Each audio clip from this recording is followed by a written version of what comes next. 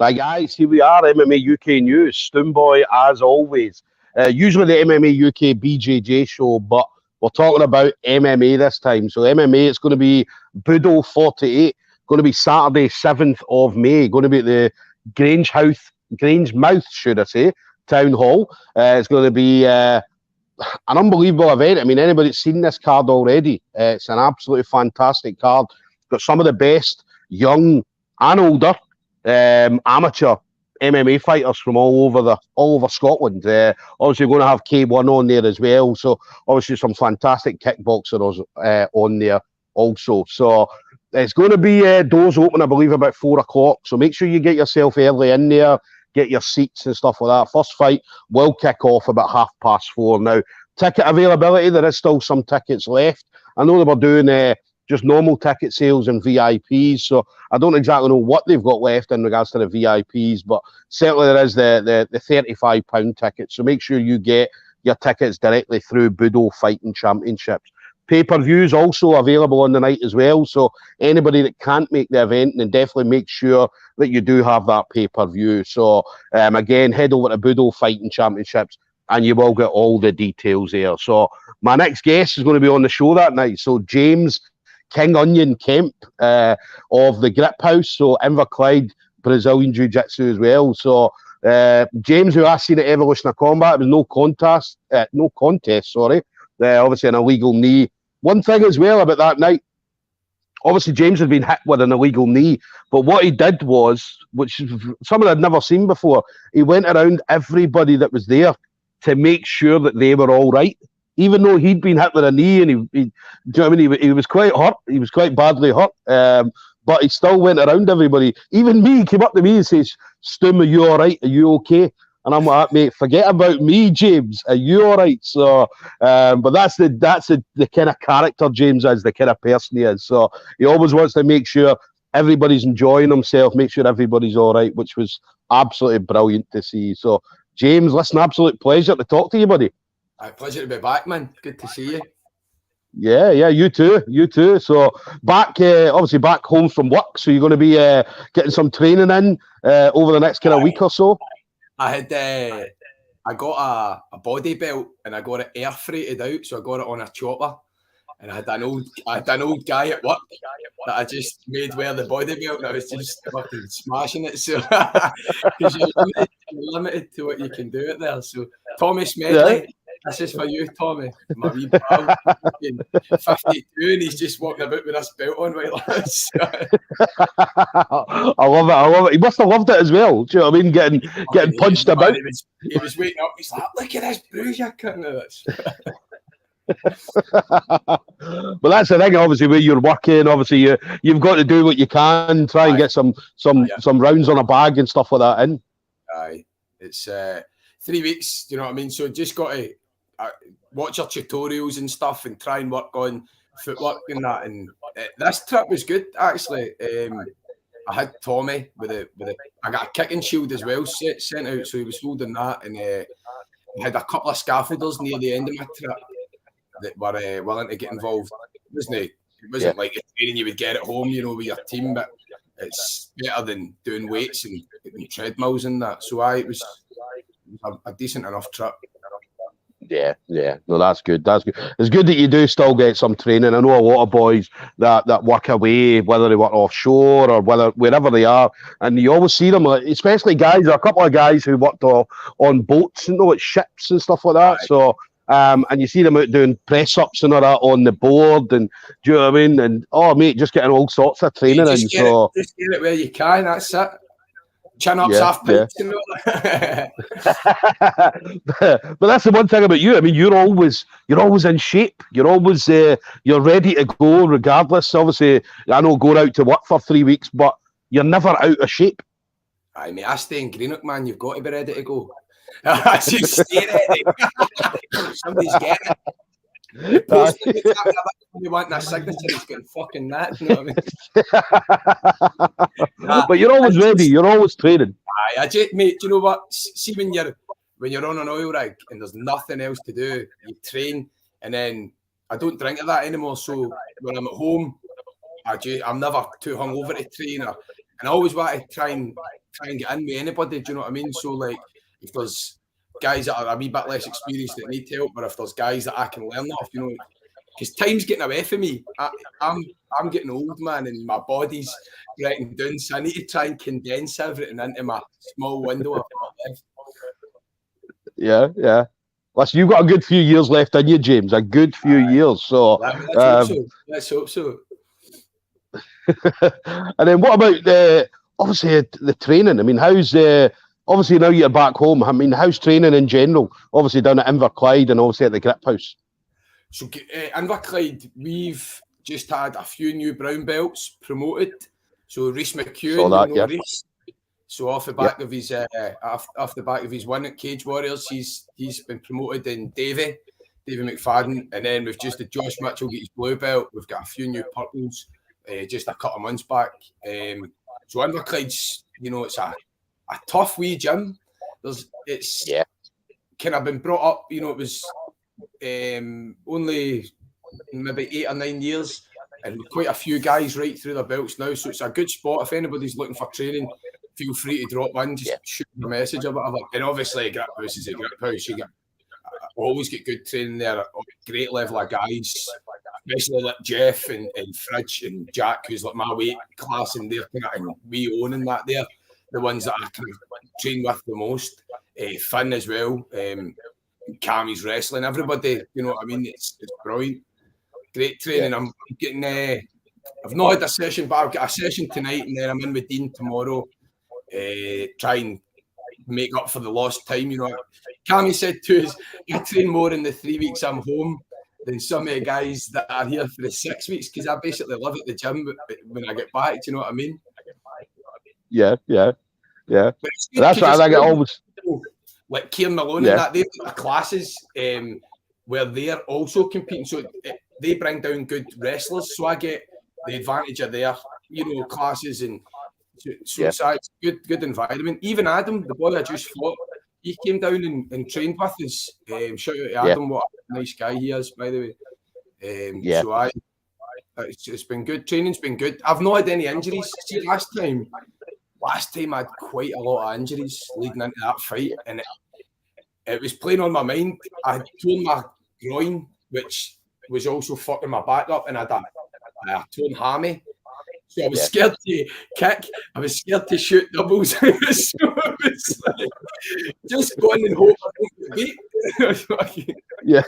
So, I know contest and the last one, the best result I could have got. Well, that was what I was going to say. I mean, obviously the matchup at Evolution of Combat, it was a great matchup. I mean, 2 years were going at it, and then unfortunately, the knee came, and then there was a bit of confusion. I mean, the whole crowd and everybody didn't know what was going on. I mean, there was a lot of confusion of what. I was concussed. I was fucking. I mean, it's just one of those things. I think I was maybe changing levels as he was throwing a head kick. I was probably too close range wise for the kick to land, and it's just one of those unfortunate circumstances. It is. I mean, as a fighter, you know as well. I mean, obviously, there's people that would intentionally throw a knee to try and hurt someone, whereas obviously you as a fighter, you recognise it. So do a lot of people recognise, oh, listen, that was just one of them things that happens in the game. I mean, listen, if two people are moving in different directions, it's inevitable they're going to, you know, meet at some point. It just so happened that that was the point we met at. But there wasn't any malice intended. I mean, the fight hadn't been going long enough for there to be any malice. You know, there was no. But it was a great fight, as in everybody was watching it. And then I said as well, I mean, you went around, obviously you talked about being concussed, and I mean, you still went around everybody, including me, to check if I was all right. Do you know what I mean? You know, I was really disappointed. Like, I'd sold a lot of tickets, and I felt that I'd let a lot of people down. And see, being honest, like, it's going to sound daft, but I almost forgot I was at the fight. It felt I never had like any sort of nerves. I felt like it was a training session, and then when I got in there, I just felt like I never stepped up and fought the way, you know, I was very slow to start, and Ian and Dean and that were saying, look, you know, we never even get out the first round. You may have woken up a bit, because my normal game is pretty fast paced. My wrestling's like shooting doubles and my striking's explosive, but I was very, very relaxed, like too relaxed in it. But I was disappointed. I felt I let a lot of people down. You know, I'm selling tickets and I want to win, lose or draw. I genuinely don't care. I've got no ambitions on being a world champion. I just want to be an exciting fighter. You know, if you pay to come and see me, I want people to go, fucking hell, he went for it. I mean, he get knocked out, but he went for it, and it wasn't like that. It was really, I've watched it back to death, and I was just very, very calm and too relaxed, and I don't intend that to be the story the next time. Yeah. One thing as well, I mean, even though you were concussed and, do you know what I mean, you were still wanting to fight. This was the thing, right? You were still like, no, let's keep going. And obviously the doctors, the referee, you know, like, no chance. But you still want to fight. You're like, no, let's do it. And obviously your opponent, you were talking to your opponent like, keep going, let's go. But see, right, so after it, I left the cage and my pal said, I said to the ref, no, I'm good. But that's not what the ref was asking. Yeah. So the ref was telling me to go and sit down in my corner. And I'm like, yeah, let's go. And I'm saying to act like you were good to fight. And my pal said, oh, after he dropped you, you just jumped back up. And I said, I never got dropped. And he said, no, you did. I was like, no, I said, he punched me and I hit the cage and then we were wrestling and they showed me the video. I had no fucking memory of it, man. But yeah. I'm glad I looked hard asking to keep going after I get fucking done. But you definitely did. Got to show face. It's that warrior spirit, mate. Do you know what I mean? I said, even though obviously you were badly hurt, but you're like, you still wanted to keep going. Do you know what I mean? You're like, let's still do it. And I remember you talking to your opponent as well, like, let's fucking keep going. And your opponent's obviously confused because he didn't know what was happening either. That's what he said. He said, the ref never stopped it, so I kept hitting you, and then he's pulling me off you. That was confusing me. It was bad. I've just been kneed in front of my wife, you know what I mean? And my father-in-law, I've got to be shouting over the cage at him, you know what I mean? But that was the thing. I mean, I still remember. I'll remember it forever, man. But the fact that you were still going around and you were hurt, but you were still going around making sure everybody was all right, which again just shows the type of person you are. Do you know what I mean? You're caring about what people are seeing. Do you know what I mean? Because you know yourself, people will go out and put on a boring fight, right? And then they'll come away with a victory. I don't want to celebrate that, man. I just want an exciting. Either if I get beat, that's sound. Honestly, I genuinely don't care. I'm not here to be a world champion. I just want to have fun and make it exciting for folk. That's a game. And then Budo 48, so obviously just around the corner. How did you find out then you were going to be on Budo? So I was actually supposed to be fighting at 70 kilos on the last show, and that the boy ended up, he'd pulled out. I don't know if he was injured or something, so I ended up at 75 for Adam, but I already knew that I would probably be matched at 70 for Budo, and in advance Dean had just said, so stay ready, sort of thing. So right back to training straight away, kept the weight down, because I like food. I'm a guzzler when I get going, man. I stayed light, stayed ready. So I kind of had it in my sights. It wasn't confirmed, but I had it in my sights even getting into this fight. So yeah. So you'd kind of knew it was coming. You knew the fight was coming up for you. Man, I didn't have an opponent or anything confirmed, but you know, in my mind it was happening. So I just stayed on that gain train, as they say. Yeah. And that's one thing. I mean, you don't really worry about opponents, as I said, as long as somebody's there. Do you know what I mean? Then who cares who the opponent is?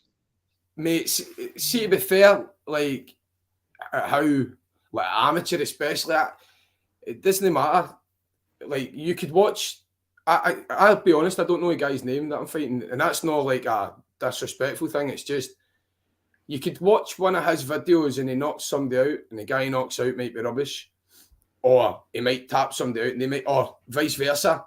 He might be a really good wrestler and make this guy look bad, but his wrestling's still decent. So you're expecting his wrestling to be bad. I'd rather just train my training and get in there and see what happens. I'm genuinely not concerned. It's not that I don't, respect the guy. It's just, I just don't see the point in getting bent out of shape over stuff I can't control. I can control my training, so I'll go in there and I'll do what I can do. And if it's not good enough, then I hope people enjoy watching it. Yeah, no, listen, we definitely will. We always love seeing you. So whether it be obviously MMA or jiu-jitsu especially, do you know what I mean? I'm a jiu-jitsu guy, so I always love seeing you and the Inverclyde mob going out. Tournament after that fight, we had my first purple belt tournament, so... Yeah. That was another big one for the boys at Inverclyde. David Mkrtchyan. Yeah. David Mkrtchyan went down and won 4 golds in his first purple belt tournament, which I think might be a record. It was a busy day, man. He had like 12 fights or something. He was tremendous. So it was good. Inverclyde, as I say, especially jiu-jitsu, I mean, wherever you guys go, you always come back with medals. Do you know what I mean? So you always do really well. As you mentioned, Gav going out 4 golds. So it's always great seeing you guys out there. And again, enjoying jiu-jitsu. I mean, you've got that same, like, see when it comes to jiu-jitsu, because when I saw you at Evolution of Combat, right, I remember talking to you before the fight, you had that same kind of smile and bounce about you as if it were a jiu-jitsu match. There was no, I know there's a bit of a difference mentality-wise when you go into an MMA fight, but you were just as happy at a jiu-jitsu event as you are at an MMA event. Aye, that's what I'm saying. See, at the end of the day, like, it's a fight in a ring where if it's going too far, it's going to get stopped. So there's no point in getting too emotionally, like, attached to it. It's not like on the street where if somebody attacks you, you could get killed. So I try not to, stress myself out about it. And I think competing a lot at jiu-jitsu does help with that, just with that competition nerves and stuff. Don't get it wrong, you're still a bit apprehensive in that, but I feel I can kind of separate myself. Yeah. I suppose to a certain degree, like not sitting backstage getting all worried in that, like, because I didn't even feel like I was fighting that day until basically like my walkout, Yeah. I see. You just look confident. You look ready. As the same as if it were a jiu-jitsu. Obviously, we see you at jiu-jitsu competitions, and you're always happy, enjoying yourself, and so. Always with a bucket hat on. Bucket hat on. That picture we've got with the gold teeth and everything. Yeah, that's my thing, man. The bucket hats, I fucking love them. And then what about you then this year, James? So what do we see yourself doing this year? So obviously we've got Budo around the corner. What other things you fancy doing? So I've had an MMA fight in 2 jiu-jitsu tournaments this year. Another MMA fight. So that's basically like 4 leaves from work with 4 tournaments. So fighting, man, just in tournaments, if there's fights there, I'll take them. I don't, again, because I'm not too bothered about my record. I don't honestly care. So I'm just there to have fun. And if I'm staying in shape and I'm not too bothered about dieting and shit, so, I might as well do it now. I'm scared to start putting... Paddy puts all the weight on, and I don't know if I could do that. I think just staying lean just now, and then when I decide to stop, then I'll just probably need to stop, because getting back down might be too hard. Mate, his was a fucking, what was it? It was something like, I think he'd had a fight, and then he was, 191 pounds I saw him at. He done he weighed himself just a few days ago, and he was 191 pounds, and you're like, what in the fuck, man? Do you know what I mean? Like, but that's then crazy. I competed jiu-jitsu at 96 kilos. Yeah. And I'm fighting 70. That's what I'm saying. So if I go back to that, I don't know if I can make it back down. It's just going to be too much.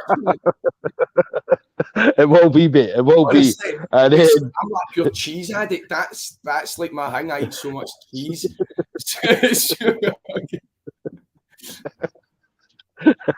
And then final thing for you then, James. So we spoke. Me and you speak regularly. We do speak regularly. I remember you were down watching Reese, and we were going back and forward talking about obviously when you'd met Paddy and I'm like, and you were like, "Oh, got a picture with Paddy," and I'm like, "Paddy's got a picture with fucking you." Right, man. I couldn't get my waifes actually. I said, "Look, Paddy, mate, it's Reese's night. It's not all about you. You know what it's like, man." So yeah, anybody you want to shout out to? So the usual friends, family members, teammates. It's obviously my wife have been sound enough to let me train because she's upstairs listening. Obviously, all the boys at Inverclyde, all the boys at the Grip, boys in particular would be obviously my coach and one of my longest mates in MMA, it's Ian Martin, Josh English, like wee Reese, Frank Monkhouse, sorting me out with the boxing, Dean, obviously, for everything, Fridge, Jeff, Jack, and Owen, and everybody. You know, it's hard to. And Thomas Medley for letting me punch him about with a body belt on. Definitely. Everybody. Big shout, big respect to Thomas. You know what I mean? Definitely big respect to Thomas. Will he do it again the next time you're offshore? Will he let you punch him about again? I think if there's a fight coming up, but we did like body sparring, but he had the belt on, and I tried to get a body hook, and he kept his elbows tight, and I hit his elbow, and he's a rigger, so he's always pulling chains, and he couldn't date the next day, and he's like, I don't know if I can do this again, mate. He said, we fucking hell. Luckily enough, I'm his gaffer, so I said, look, mate, you don't need to date tomorrow, I'll just keep it fucking... just get the belt on, Thomas. Good on him, man. Good on him. 52 years old. Just every second day. Every second day, he said. No, fair play, man. Fair play to him. So it's good that he helped you out. It's good that he'd obviously put that belt on and let you throw a couple of punches at him. So it is really good. So guys, there we go. We're going to have James King Onion Kemp, the Griphouse, Inverclyde, BJJ. So Saturday, 7th of May, it's going to be Grangemouth Town Hall. Tickets are available, so make sure you do head over to the Budo Fighting Championship page. Make sure as well, if you're going to see a specific fighter, make sure you do choose their name when you're buying the tickets, because the fighters do get some commission off the tickets. So it's always good that the fighters get a little something back for going out and putting on a show for everybody watching. Pay-per-view as well. Get the pay-per-view if you can't make the event.